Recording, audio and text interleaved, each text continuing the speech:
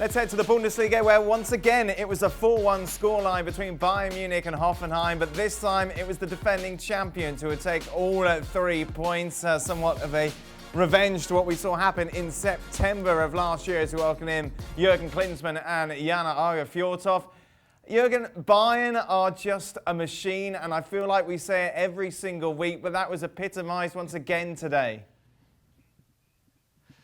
Yeah, I mean, even if Hoffenheim had a good start into the game, actually, it was only Bayern Munich then demonstrating clearly that they are the only one team to win the title this season again. Very, very professional performance. Obviously, the usual goal scorers with Müller, with Lewandowski. Gnabry got his goal as well. So a very professional performance, really. There's not much more to say, is it, Jan? From a neutral's point of view, disappointing, obviously, that Bayern Munich are going to go and win the title once again. And it's interesting, like just a few weeks ago, we were thinking, you know, we could have a title race here. That has been now thrown right in the bin.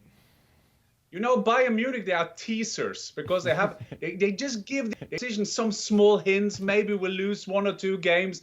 But today, I mean, we have to look for the small things. When Kramaric made that 2-1, Baumgartner had some good chances just after half-time. But then all the small details, Thomas Müller scoring a typical Thomas Müller goal. The ball was like bumping like 2 or 3 times before it went into the goal. And then Lewandowski, that was his 24th goal in the Bundesliga. He's going for the Gerd Müller record. And just these small things when he just waits for the rebound, wait a half a second, and then he scores. It's art to look at Lewandowski scoring goals. Obviously, Lewandowski as a goal scorer will grab the headlines, Jurgen, but every time I see Joshua Kimmich play, he just re-emphasises how important he is to this team's success.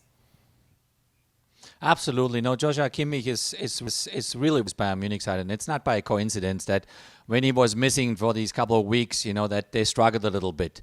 Now he's back. He's kind of really the chief in midfield. You know, he delivers the balls, he distributes everywhere. You know, he keeps everybody on board. You know, his energy is all over the field, and this is making a big difference. Now you can see that Bayern Munich slowly gets back into the rhythm, and there's nobody then in Germany that can stop them. Of all the nonsense you normally tweet, Jan, something did stand out as quite interesting about Upamecano and his future, and how Bayern Munich are kind of breaking their rules with this deal. Yeah, they do. First, Karl-Heinz Rummenigge said, obviously, we want this defender. He's a clause of 42 million euro in the summer. And then today, Salihamidzic said, yeah, we met with the agents yesterday.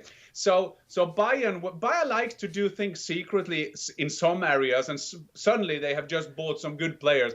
I suspect them having a weak card here because they are always like talking about this Upamecano, and from the Leipzig camp, Leipzig learned that maybe he would prefer to go to England and go to English football. So it's a funny strategy now when Bayern like talking a lot in the transfer market. Let's see how things works. How would you think he would fit in at Bayern, Jurgen? Not bad, I imagine. No, Upamecano obviously is an outstanding centre-back. There's no doubt about it, and he's highly regarded. If it's in Italy, down in Spain, even they talk about him, or Premier League. But what Bayern Munich is doing, that's what they're doing since 40 years. You know, when their main rival comes out with an exceptional player, then there's speculations on it, especially, you know, when they get a little bit closer to them. And that gets in the head of the players. It gets in the head of their right. What they usually do with the best Dortmund player or the best player in this case now from the main following team, which is RB Leipzig at the moment. So it's not by accident that they throw out these kind of things right when they're in the battle with them. Go on, Jan. No, I'm just saying that is a fair point. And over the history of Bayern, when you look at Bayern, the way not only put like things in the head of the players, they always pick them up, being Dortmund, being Werder Bremen, being whatever a club.